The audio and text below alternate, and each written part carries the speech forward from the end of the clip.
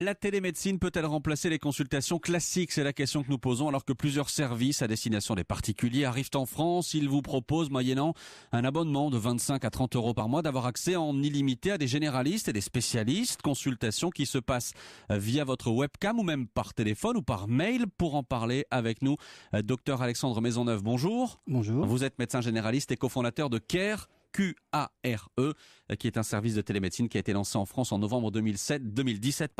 Vous allez tout nous expliquer. En ligne avec nous, docteur Jérôme Marty, bonjour. Bonjour. Vous êtes le président de l'Union française pour une médecine libre, syndicat de médecins, donc vous êtes généraliste en Haute-Garonne et vous venez de signer une pétition dans le quotidien du médecin dans laquelle vous vous inquiétez de l'apparition de ces nouveaux services. Alors pour bien comprendre de quoi on parle, docteur Maisonneuve, est-ce que vous pouvez nous expliquer en quelques mots le principe de CARE ? La télémédecine, en l'occurrence CARE, c'est un service complémentaire à la médecine actuelle en cabinet, accessible à tous les patients et multispécialité. C'est-à-dire qu'on peut avoir accès via un abonnement de 29 euros par mois, c'est ça ? Alors actuellement, ce modèle est temporaire, on pourra y revenir. Ah d'accord, mais aujourd'hui c'est 29 euros par mois pour une personne, 49 pour une famille ? Absolument. Si je ne m'abuse, et on a un accès illimité, entre guillemets, via notre webcam, à un généraliste ou des spécialistes. Absolument, en environnement sécurisé. Qu'est-ce qui vous a donné l'idée de lancer ce service-là en France ? La situation actuelle en France et en regardant ce qui se fait également ailleurs dans le monde. La situation, c'est-à-dire ? Les problèmes d'accès aux soins notamment et les délais pour avoir un rendez-vous. C'est-à-dire que vous vous adressez à qui ? À tout le monde. À tout le monde, mais est-ce que vous avez, est-ce que vous ciblez en priorité, par exemple, les déserts médicaux ? Est-ce qu'il y a, vous avez ça en tête, par exemple ? Alors, c'est une préoccupation, et je dirais ce n'est qu'une préoccupation, il n'y a pas que ça, c'est vraiment l'ensemble des considérations, et notamment ce qu'on appelle les déserts médicaux, d'ailleurs, qui sont plutôt des zones sous-dotées, je préfère ce terme-là, désert. Vous vous êtes lancé en novembre 2017, combien d'abonnés aujourd'hui ? Alors actuellement, on est à plus de 1000 abonnés, et on a fait plus de 1400 vidéoconsultations. Docteur Marty, qu'est-ce qui vous gêne dans ce système-là ? Écoutez, d'abord, on voit que dans les paroles que l'on vient d'entendre, qu'entre la e-médecine et le e-commerce, il n'y a pas l'épaisseur d'un papier à cigarette. Le commerce basé sur la crise et sur un manque, ça a toujours existé. Alors il y a plusieurs paradoxes dans ce que nous dit notre confrère. Le premier paradoxe, c'est qu'on a un manque patent de médecins sur tout le territoire, puisque je rappelle qu'aujourd'hui les déserts médicaux c'est partout, c'est autant dans les grandes villes que dans les campagnes ou dans les villes moyennes. Et ce système, en quelque sorte, retire des médecins du champ du soin pour en faire des médecins numériques. Ça, c'est le premier paradoxe. Le deuxième paradoxe, qui est encore plus important, c'est qu'il y a des accords entre ces sociétés et les agences régionales de santé qui leur permettent donc d'exercer, alors même qu'il y a des discussions en ce moment entre les syndicats de médecins et l'assurance maladie qui visent à borner cet exercice. Et là, on a l'impression que les ARS leur ouvrent grand les portes sans borner de tout l'exercice. Alors lui, le docteur Maisonneuve a certes des médecins et n'est pas affilié à des assurances, mais pendant ce temps, on voit qu'il y a de nombreuses plateformes qui se mettent en place, qui sont toutes en relation avec des assurances, comme Santé Claire, qui est une plateforme d'assurance, comme AXA. On a Medavise et Medicare qui, elles, se vendent en marque blanche à des assurances ou des entreprises. On fait tomber tous les tabous, on n'a aucune limite, on emploie des mots comme gain de productivité, patient captif et heureux, vous améliorerez votre portefeuille de clients, etc., etc. On a un vrai danger. Ça, c'est le discours à destination des médecins. Non, c'est un discours qui est à destination des entreprises qui signent avec ces activités-là, quoi, avec ces plateformes-là. Donc en leur disant, vous aurez davantage, vous allez assurer votre gain de productivité, parce que par exemple, si vous mettez ces plateformes dans votre entreprise, votre salarié ne quittera plus son siège, il aura directement son médecin sur l'écran. C'est Orwell. On est en train de faire tomber tous les tabous sur un champ qui est un champ uniquement de commerce. Il y a énormément de choses dans ce que vous dites. Énormément de choses dans ce que vous dites, docteur Marty. On va laisser le docteur Maisonneuve répondre. D'abord, vous faites du business avec la médecine. Non. Clairement, non. Nous, notre objectif, c'est le parcours de soins. Et si je peux répondre au docteur Marty, il y avait effectivement beaucoup de choses dans ce que vous avez dit. Je vais essayer de répondre assez rapidement. On n'est pas à la place d'eux. Et ça, c'est très important depuis le début, depuis mi-2016. Dans notre idée, c'est vraiment de proposer un service complémentaire. On ne va pas remplacer la médecine en cabinet par de la télémédecine. En revanche, la télémédecine peut être un très bon complément à la médecine en cabinet. Ça, c'est la première chose. Et je pense qu'il faut être bien clair là-dessus. Les 50 et quelques praticiens qui travaillent avec nous pour le moment n'ont pas diminué leur activité habituelle pour travailler avec nous. Ils travaillent en plus avec nous pour les patients. Donc ça, c'est vraiment un élément très important. Deuxièmement, vous parlez des ARS. Oui, nous avons signé avec les ARS. Puisque Agence régionale de santé. Agence régionale de santé, exactement. Car c'est une obligation, encore jusqu'à maintenant, de signer avec une ARS, sinon on ne peut pas faire télémédecine. Donc oui, nous avons signé avec eux. Troisièmement, sur les négociations conventionnelles, bien évidemment, nous les suivons de très près. L'objectif pour nous est qu'ensuite les médecins puissent pratiquer la télémédecine ou la médecine classique, on va dire, et qu'ils puissent facturer de la même façon leurs actes aux patients, que ce soit en télémédecine ou en médecine en cabinet. Alors quelques questions, docteur Maisonneuve, pour préciser les choses. D'abord, tout est légal.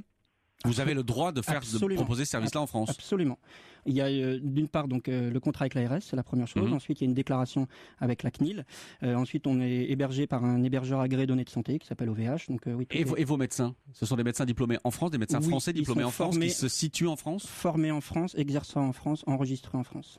Docteur Marty, vous ne croyez pas à une complémentarité entre les consultations classiques et la télémédecine ?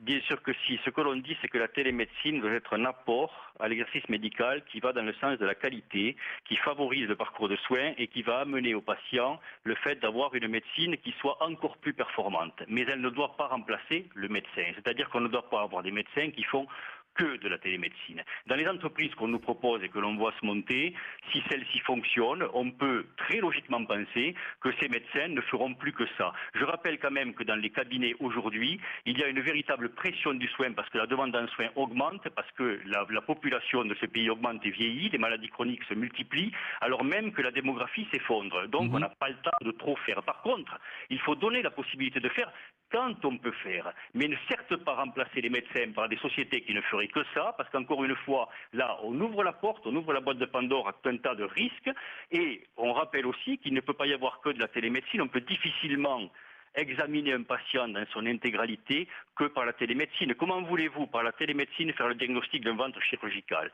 Comment voulez-vous par la télémédecine, et je recite l'exemple que nous citait le docteur Maisonneuve dans une interview récente, à propos d'un enfant ou d'un patient qui lui disait avoir mal à l'oreille, il disait mais grâce à ça je sais qu'il a une otite et à ce moment-là je lui donne quelques gouttes et c'est passé. Et on refait le point. Non, il faut examiner pour savoir si le tympan est fermé ou si le tympan est ouvert, quel type de pathologie on a, etc. Donc il ne faut pas tomber dans un risque qui est un risque de médecine low cost sous prétexte de faire un petit peu d'argent ou de faire fonctionner sa boîte. La médecine, c'est autre chose. Docteur Maisonneuve, sur le cas précis de l'otite que citait le docteur Marty, comment on fait via une webcam pour diagnostiquer une otite? Alors, je ne voudrais pas rentrer trop dans les détails médicaux. L'exemple que j'avais pris était une otite externe dont finalement l'histoire est en général assez classique quand les patients nous la racontent bien évidemment. Il ne s'agissait pas d'une otite moyenne aiguë. Sur l'aspect qualité des soins, je suis complètement d'accord avec le docteur Marty. C'est une constante dans notre philosophie et dans notre mode de formation de nos praticiens. On veut absolument pas aller vers une médecine low cost parce qu'on sait que de toute façon ça ne marchera pas comme ça. Donc on est très clair là-dessus. Sur le fait de transformer des médecins en télémédecins, on n'est pas du tout là-dedans. Je répète que donc on propose à des praticiens de travailler avec nous en plus et qu'ils intègrent leur pratique, cette pratique de télémédecine dans leur cabinet. On ne va absolument pas monter une plateforme avec 300 médecins. Clairement non. Tout à l'heure dans le journal de midi et demi, on était avec Benjamin Lévesque qui a fait le reportage et qui a testé ce matin en consultation en réel une consultation via webcam avec votre service. Et on était étonné que Benjamin nous dise qu'il y avait des spécialistes comme notamment des gynécos, etc. Parmi les médecins. Comment peut se passer via webcam une consultation de gynécologie ? Alors, il n'y a pas que l'examen. Et la gynécologie est aussi un bon exemple, même s'il peut paraître un petit peu provocateur. On a un comité scientifique qu'on a créé il y a 1 an maintenant, qu'on a déjà réuni 3 fois, et dans lequel figure une gynécologue qui, la dernière fois, nous a fait une très bonne présentation sur ce qui peut être réalisable en télémédecine, en gynécologie. Donc, il y a un certain nombre de motifs, je ne vais pas tous vous les détailler ici, mais qui sont effectivement réalisables en télémédecine. Aujourd'hui, encore une question, ces consultations via webcam ne sont pas remboursées par la Sécurité sociale ? Actuellement, elles ne sont pas remboursées. Et est-ce que vous souhaitez qu'elles le soient ? Alors, je souhaite qu'elles le soient, et je m'inscris là exactement dans la même ligne que le docteur Marty. Je pense qu'il va falloir qu'on se rencontre bientôt d'ailleurs. C'est-à-dire que pour le moment, les négociations entre l'assurance maladie et les syndicats sont un petit peu restrictives et c'est un petit peu la double peine actuellement pour les patients qui n'ont pas de médecin traitant finalement. Parce que la discussion actuelle est de réserver la télémédecine à des patients qui ont déjà un médecin traitant. Donc c'est bien pour eux. Mais ceux qui n'ont pas de médecin traitant, donc n'y auraient pas accès. Moi, je considère ça comme une double peine. Docteur Marty, vous seriez pour un remboursement par la Sécurité sociale de ces consultations-là ?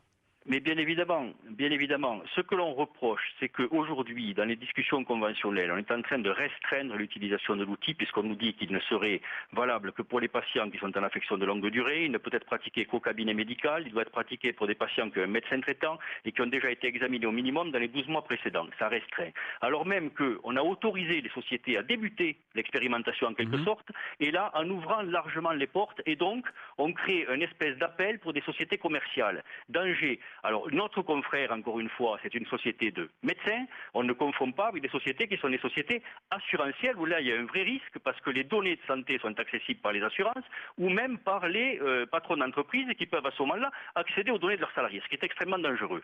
Donc ça, c'est autre chose. Mais pour autant, on n'a pas besoin d'avoir des médecins qui paient un abonnement pour faire de la télémédecine. Ce qu'il faut, c'est que l'outil soit accessible dans tous les cabinets, exactement comme un stéthoscope ou exactement comme un otoscope ou autre, et que tous les médecins puissent le pratiquer en France, mais sans avoir besoin de payer un abonnement à qui ou quoi, quoi.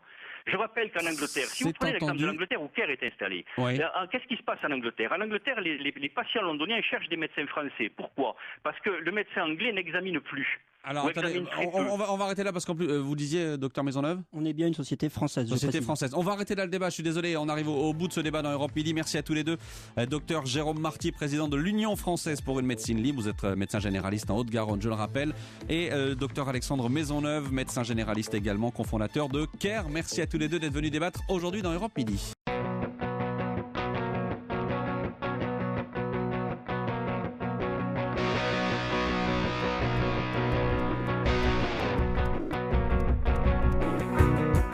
Stop.